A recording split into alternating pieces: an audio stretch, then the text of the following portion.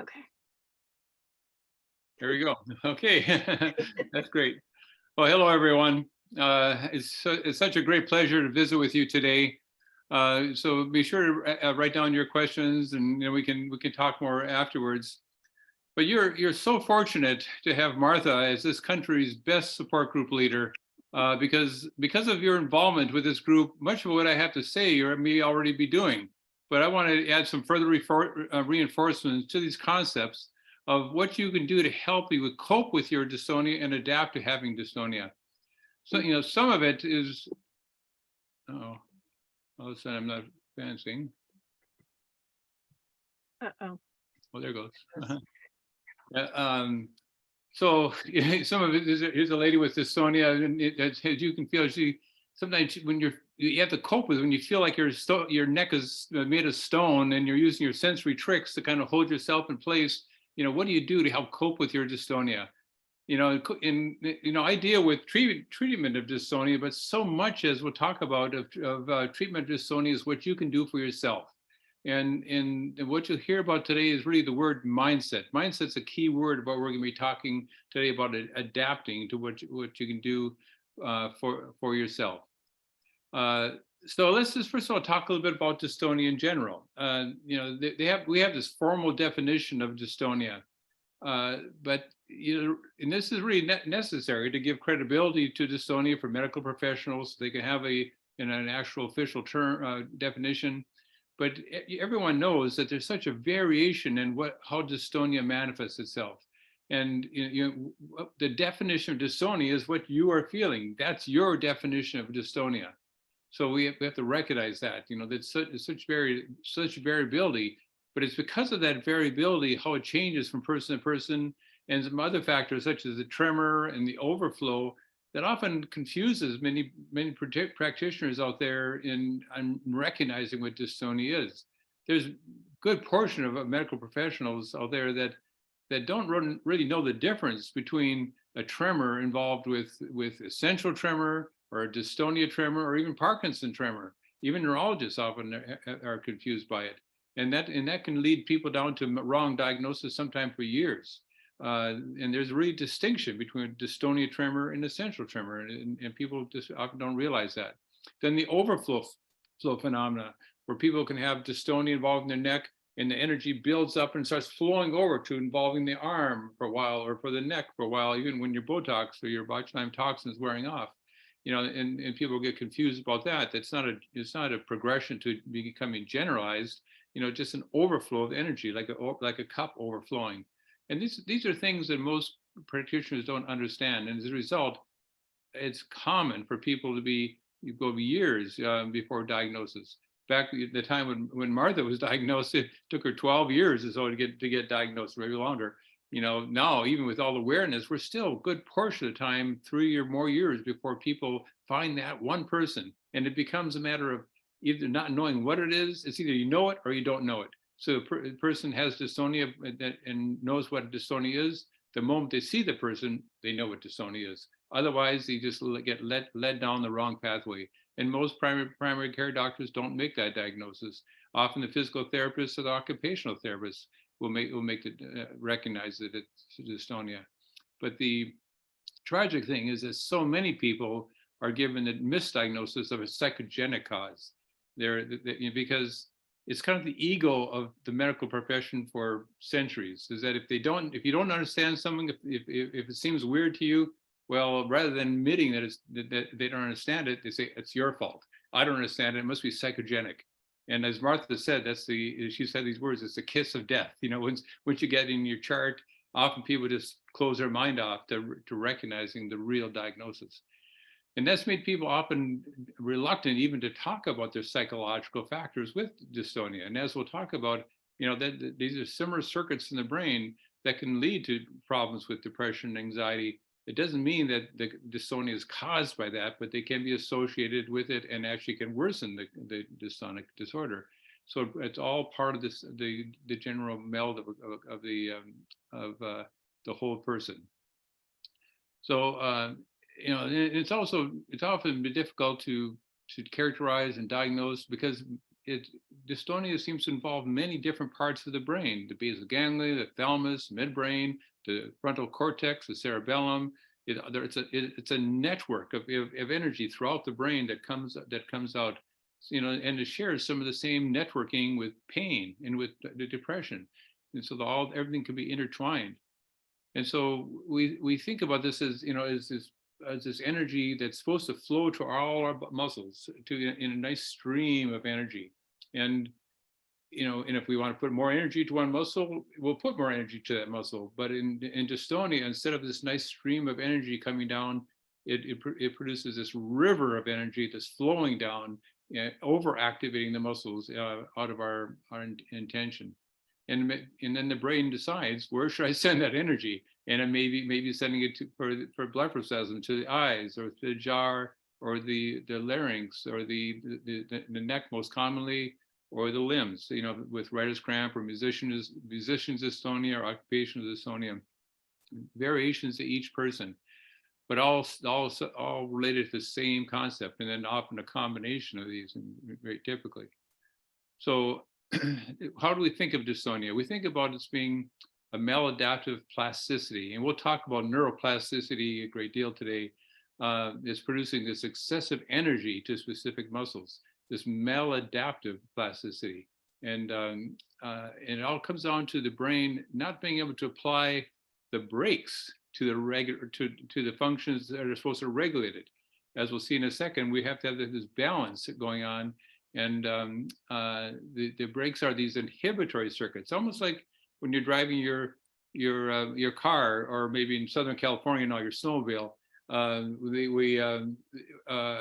where you have to put the accelerator on and then put the gas on and produce just the right balance of activity to regulate that vehicle. And it's a similar thing with all our muscles throughout our body. We have inhibitory circuits and facilitatory circuits that produce this perfect balance.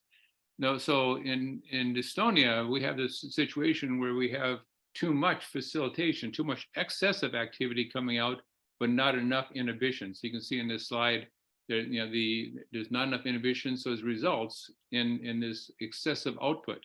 And then what our goal is to try to produce this balance, a normal output. We know that sensory tricks can do that temporarily. If people have involuntary movements and they sometimes are lucky enough to have a sensory trick, they can bring them back. The brain figures it out for a short time. Oh yeah, now we figured out what I'm supposed to do, and they bring it back into balance. And all our treatments that we're doing, including the treatments that you can do for yourself, are all with this goal of trying to balance out that imbalance between a facilitation and inhibition. So our general treatment for dystonia, that we won't talk much about today, unless we have questions afterwards, you're welcome to ask questions, involves this whole general program of most often the botulinum toxins, oral medication, occasionally surgical options, and then the neuroplasticity, the mindset, and that's what we'll be talking about today. I'll bring this as a side note very quickly.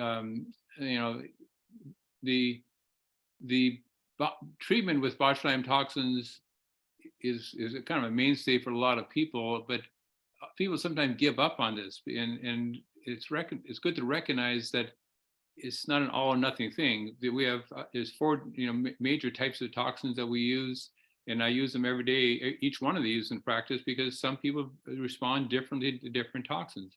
And then it's the art of precision that in the 32 years that I've been doing botulinum toxin injections, we're still providing. It's like developing the precision of an instrument or a sport or whatever. You keep developing it. So people should never give up sometime at finding the right toxin, the right doctor to do that. So, but let's get back to neuroplasticity. So neuroplasticity is the brain's ability to change and adapt as a result of experience, what we do in life. It's the inherent capacity. Our brains have that capacity to modify themselves, and allows us to learn, to adapt, to change, and to recover. And this is what we're doing on an everyday basis as we adapt, even when learning to play an instrument or or a sport or learning new things, our brains has this ability to learn, adapt, and to change your brain cell activity.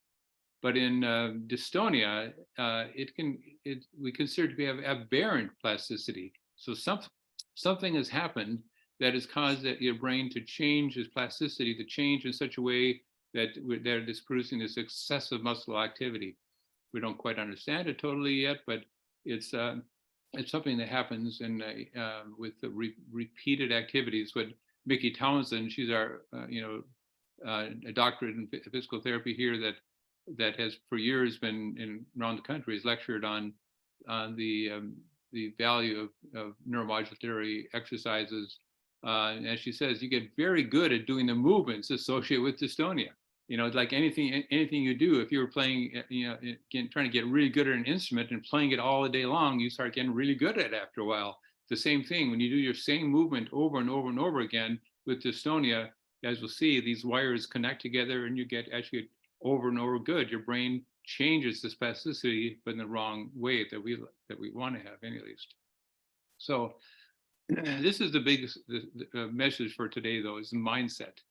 And for years, for decades, we've been talking about the value of positive thought and positive attitude that really do make a difference for dystonia. And even though we've known that, for not just in our time, for centuries, people have recognized that the attitude and positive thought do make a difference. It's now that we've learned that there is truly changes in the brain that occur because of positive thought and positive attitude. This is on the line of epigenetics. We've known about the genetic effects, which are like the blueprint of our brains and how it functions. Then you have the epigenetics. Epigenetics are how our environment will alter to and manifest those genes. So just because you have the genetic propensity towards a certain condition, including dystonia, it could be that if we can just find the right lifestyle, the right attitude, the right exercises, the right positive thought, we can it actually has been shown physiologically in experiments to actually change genetic function. So we know now that's not just a concept that we hasn't been proven. Now it's a reality. It's the whole idea, going back to what's been known for centuries, is mens sana corpore sano, means a healthy body, a healthy mind. They connect together. The healthier body can be, the healthier mind will be, and the better your brain will work, and the better your dystonia potentially can be controlled. That's the whole idea. That's a holistic treatment for dystonia, promotes that neuroplasticity. We can't think of just one little element of botulinum toxin, for example. We have to put it all together. So that whole concept of mind-body connection is really powerful. It really does change how your brain is functioning. And so the proper mindset can truly produce physiological changes that now have been shown. Actually, much of that work has been done in your state at Stanford. They have a department where they actually are working on experiments to demonstrate that mindset, how you think and what you do and how you believe, can produce physiological changes that they can measure in the brain. And we know that, and every one of us know, that as you see it, that bad stress will amplify your dystonia. When you're under physical stress or psychological stress, or not sleeping well, or have an illness, anything will happen. Your brain has a greater level of stress and can't compensate, and will amplify dystonia. But if we can manage that stress with the right mindset, again, that important word, if we can manage the right stress in our systems and amplify our physiological health, that's therapeutic in itself. So, and this is an important concept for us, is the mindset of an expectation of healing. And that they've actually, again, been able to demonstrate this with measurements, physiological, electrical and chemical measurements in the neurological, the cardiovascular, the endocrine, and immune systems, that if people believe in what they want their healing is going to be, that changes occur. This is the power of the placebo. And people think, oh, placebo is just a psychological trick, for instance. Well, we have to use it to our advantage. And they've shown that if people have a positive expectation of healing and wanting to get better, that'll add on top of the medical benefit to whatever treatment, whether it's a medication or Botox therapies or whatever we're talking about. That expectation of healing is really important. It's not just a psychological thing; it's a physiological problem or physiological benefit, I should say. Because the problem is there's a nocebo effect too.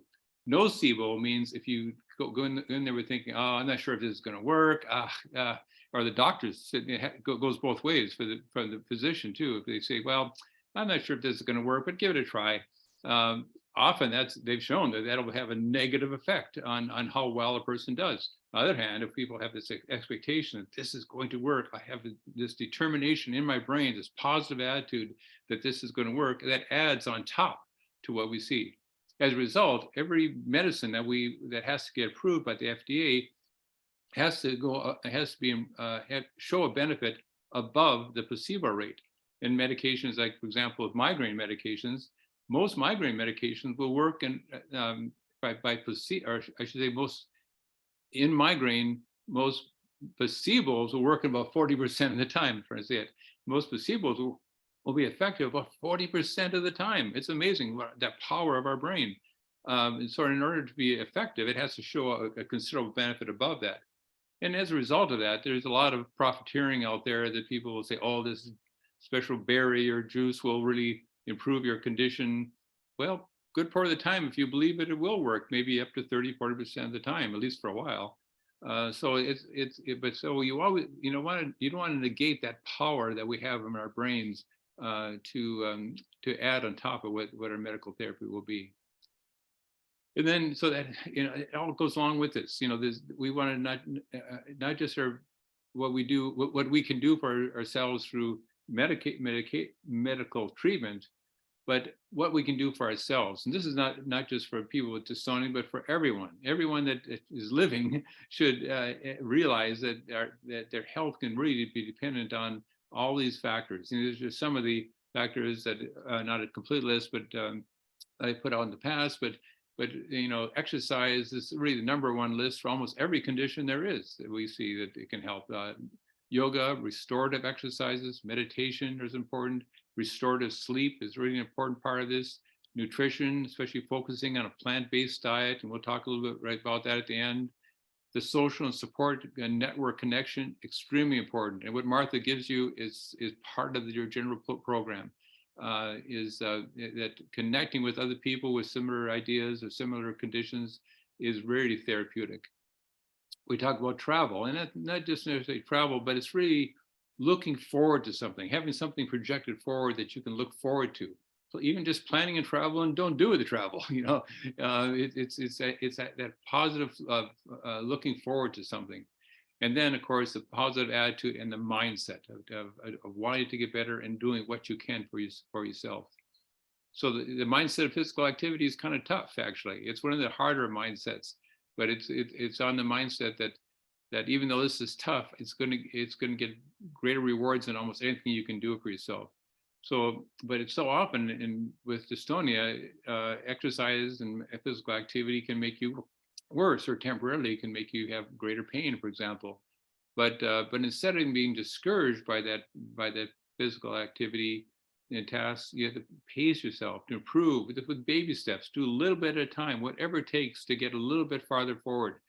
Set goals for the future, even if it's small, no matter how small it is. Every day, a little bit of goal, because the brain will adapt to challenge. In other words, if you're not changing your brain, if you're not challenging your brain, the brain it has no reason to change. You have to do something that your brain is not accustomed to. So doing more than your brain is accustomed to. It doesn't matter how much, just more than what's accustomed to produces that trigger that activates BDNF. You probably have heard of BDNF, the brain derived neurotrophic factor. As your muscles will work, it releases these chemicals, irisin, that goes to your brain. The brain releases this BDNF, which then helps neuroplasticity occur and synapses to develop. So, but it has to be something your brain is not adapted to. For someone, that could be a huge amount of exercise. For someone else, it could be just a very small amount of exercise, finding the right thing that you can do for yourself. So And that's a very individual thing, but something that we shouldn't give up on, because it's something that we can do to make our brain stronger, and this is the brain is we think about it as a muscle just like any other muscle in our body. It can get stronger, but with exercise, neuromuscular re-education, sometimes people need help with that, through physical therapy and other measures and life coaches.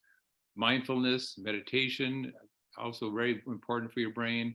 Even breathing exercises. There's a book called Breath that is a really good book, actually, recognizing how just breathing exercises and calming your breath and can actually improve your stress response.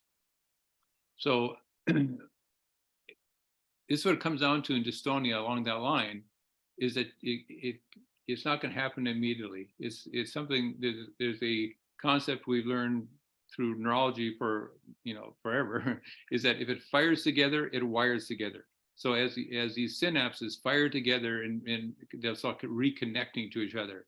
So managing dystonia requires a rinse and repeat strategy, which this is something Mickey Townsend said, rinse and repeat. He said, you have to do it over and over and over again to set up those competitive neural connections. So these connections that will help rebalance the brain to help improve your dystonia. So other connections, because you're doing the same connection over and over again with whatever dystonia movement you have to find something else that will help moderate that. And sometimes different eye exercises. Dr. Farias in Toronto has a whole program of exercises that helps people develop neuroplasticity to fire these a different pattern together, to wire together, and then hopefully help your dystonia. So let's go on to talk a little bit about another aspect of this, is the anxiety and depression. And often people don't want to talk about this because they're afraid that someone's going to think that there's dystonia is psychological and so forth. But it's a part of everybody's brain, and the reality is that depression and anxiety are very common with dystonia and should be treated. Often depression, because it's a similar circuit, often may start even before the dystonia starts. But when it occurs, it really can impact your quality of life, and it can worsen your dystonia, and both in depression and anxiety. And on the contrary, if you can improve your dystonia, improve your anxiety, that can then improve the dystonia. In fact, they've shown that 20 to 40% of people that have dystonia have anxiety related, or even anxiety in social situations, or an anxiety disorder. And it's very, very common in studies on dystonia. And anxiety considered to be a state of apprehension and arousal when you can't control or predict future events, which is pretty much is universal with people with dystonia. You can't, obviously it's something you can't control, and you don't know what's going to happen in the future. Am I going to live with this forever? Are they going to come up with some treatment? So it's always what if thinking.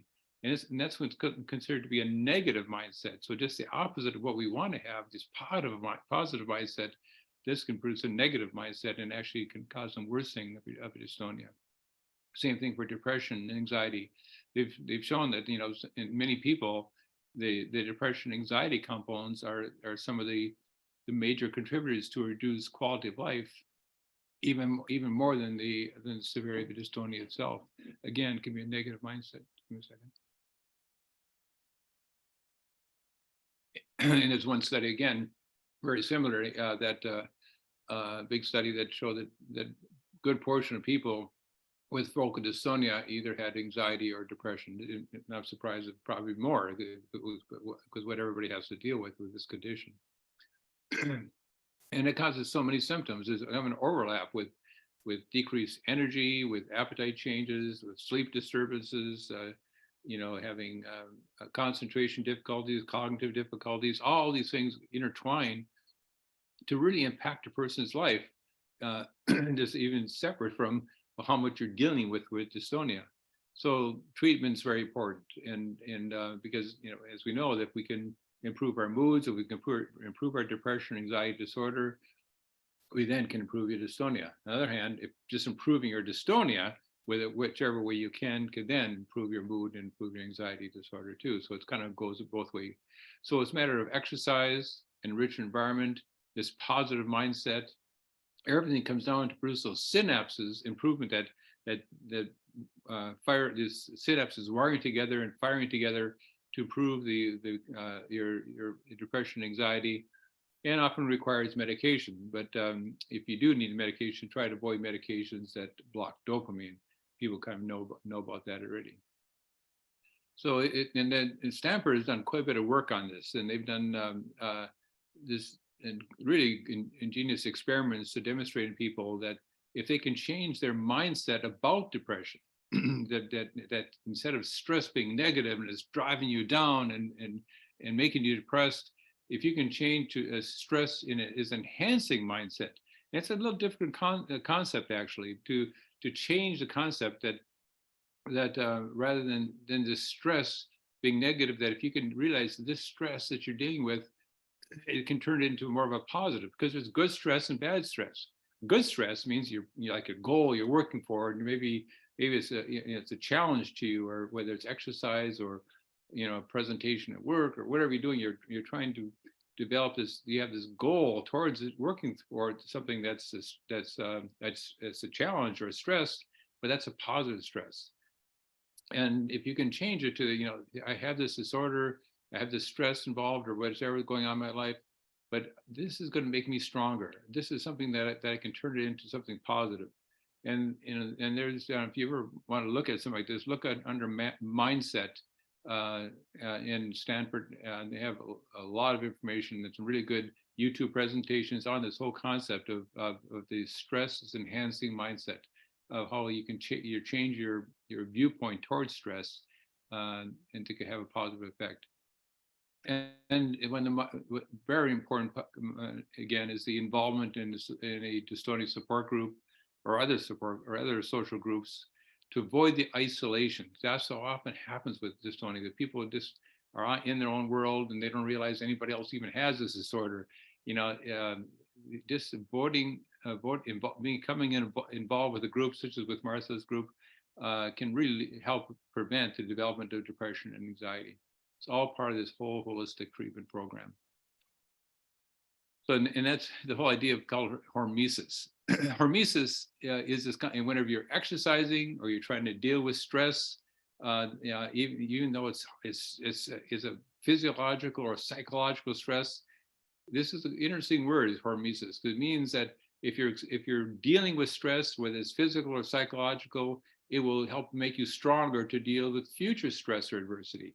So if you can deal with the stress that you have, kind of one positive of having a condition that gives you adversity is that it will strengthen your brain, basically, and that's what hormesis means. It's a strengthening of your system, of your brain, to make you easier to handle future stresses and prevent future diseases. So whenever you're exercising and it's really hard, think, well, hormesis, I'm getting stronger, I'm getting better, and this is going to help me down the road, not just for my dystonia, but for other conditions too. And we like that word, hormesis. So I'm going to give you I have about 7 quotes, because it's not just from me, of course. This is throughout the world. People have recognized this whole concept of mindset and how you deal with adversity. And there's about 7 different quotes I mention here. This is from my blog with someone who has a dystonia. It says, "I'm in the mindset of being in the driver's seat and not a passenger in my own life. I am in the mindset that you can manifest your thoughts and action. I've been dealt with this hand and I'm going to use it to my advantage." And then, so it's a whole idea of changing your attitude towards your condition. And then, of course, is the king of mindset is Tom Seaman. Most of you have read his books and or listened to his YouTubes, or we've had him up, a couple of times for our dystonia symposiums up here. And it says, we all need to grieve, but we can't let last forever. We can't continue to dwell on what was. All we have is a present moment. so that we can give attention to what needs to be. When we focus on the abilities we have, acceptance follows, giving us greater peace of mind and greater and happier life. And that's his quotes, so it's from someone who's dealing with this, that went through a lot before he got to the point of being able to accept it and being able to cope with it better. And then that's not to say that you can only just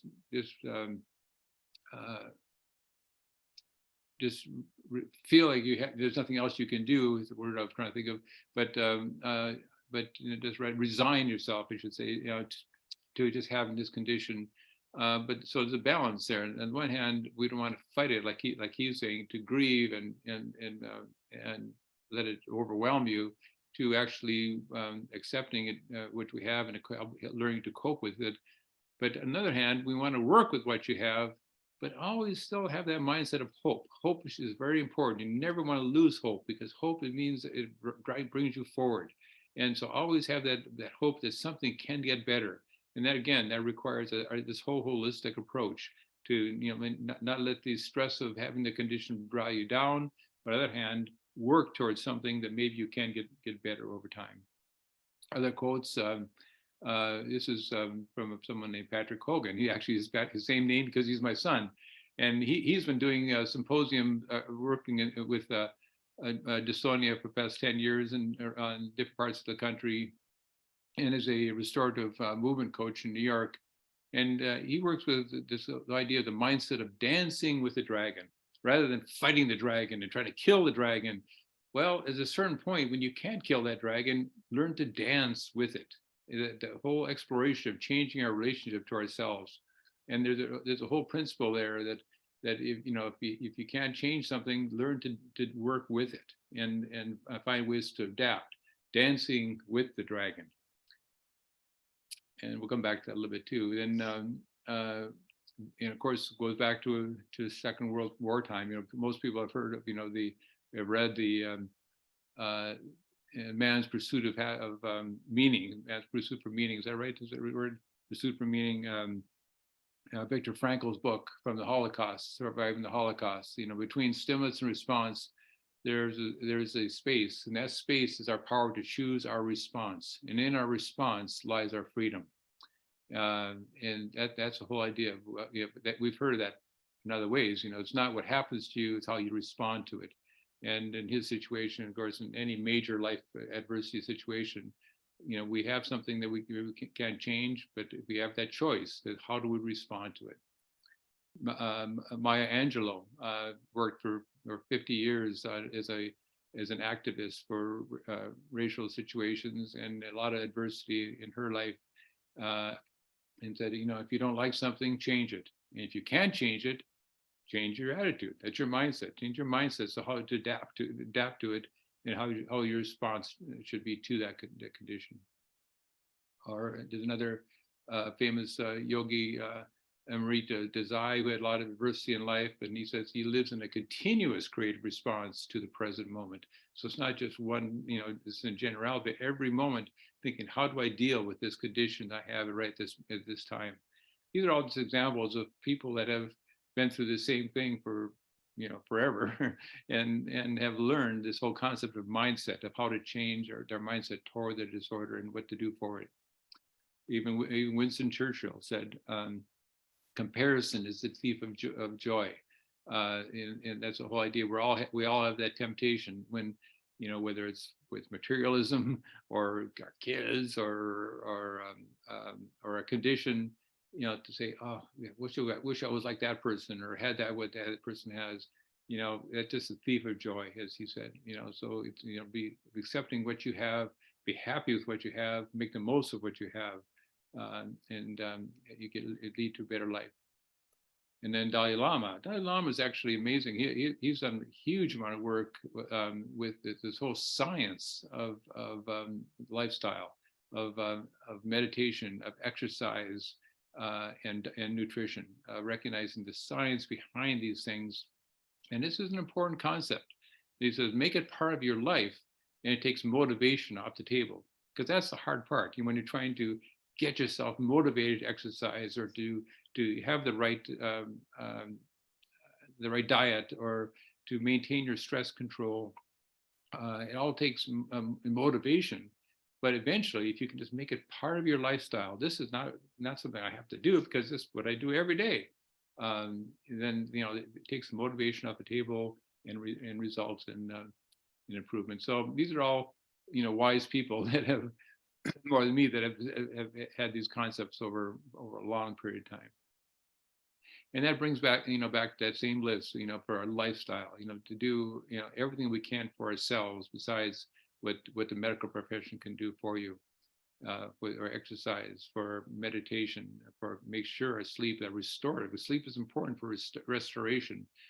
Nutrition, we'll get back in a second more into that.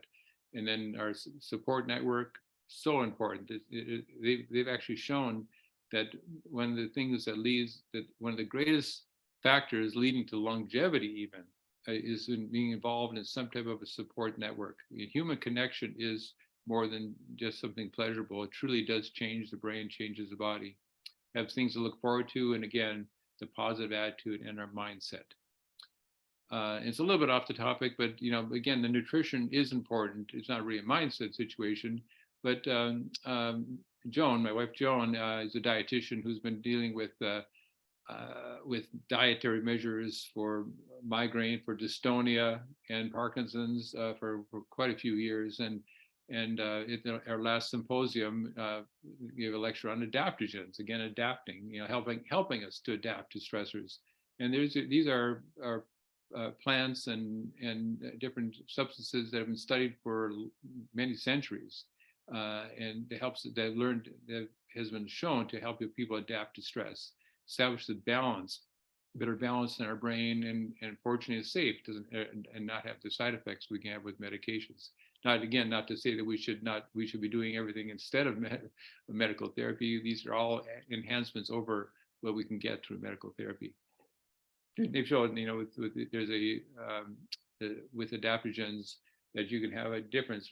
You can have a stress response, like you see here, or when they've shown with these adaptogens, just as with other measures, we can decrease that stress effect and have a protective effect by decreasing the stress.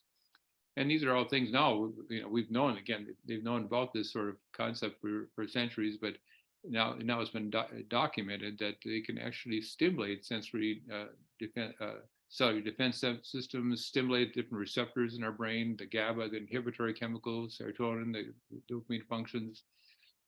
And it'll vary, but they can activate the biosynthesis of ATP for energy. And again, I have to admit I don't know a lot about these, but Joan does. So if people need information on that, you can contact her. But a couple of her slides that she showed were about ashwagandha, how it could be used to help stress and improve our sleep and improve our energy, and it can go along with other compounds that actually enhance the ashwagandha, like honey and cinnamon, cardamom, and doses that she could talk about. Rhodiola rosea, another one that can be used in a supplemental form that can be enhanced again with other options such as honey and lion's mane. Holy basil, something that can have an effect for stress, anxiety, mood, digestion. Is a supplement that can be used along with ashwagandha and ginger and black pepper, and it has a dose for that too. So I'm just mentioning this in fact because it's one more concept of this whole idea of what there's things that you can do for yourself in enhancement beyond what you can get through medical therapy. And this is her email if you really want more information on dietary measures that we can do for any medical condition, but especially neurological conditions. So she said she's worked with dystonia quite a bit, looking for chemical sensitivities, working with migraine, Parkinson's disease. So we realize that diet isn't something just food goes into your body and it's gone. Those are chemicals that really have an effect on your brain. That gut brain connection is very important. So other resources, of course, getting back to Tom Seaman. He's a life coach, author, very good support person. He has his contact at tomseamancoaching.com. And as you said, every step towards your goal is just as important as the goal itself. So even though we may not reach that goal directly right away, just never give up. Just keep climbing towards your goal, and every step is just as important. Then we have give you a resource of Patrick. He's a restorative movement coach and life coach, trained, and his business is In Aligned Movement, and his website, inalignedmovement.com, and he'll do a free consultation if you want to talk to him. Again, it's just sometimes people just need somebody else, to just help them through these difficulties. We can hear these concepts of what I've talked about, but actually implementing them may need some help, with either physical therapy or the right physical therapist, I should say, and their exercise coaches, life coaches, all part of that whole program. So from there, we can go on to talk about your questions, and this is my contact point. If you have the questions too, or you can let Martha know, and she can let me know. So we're all in this family together, basically. We're all working together. We all have our different levels of expertise. And I've been working with this for 40 years, and slowly gather information and skills. But everybody has their own skills, and we all learn from each other. So from there on, let's just go on and ask some questions there. If you hope you gather questions, or otherwise let us know.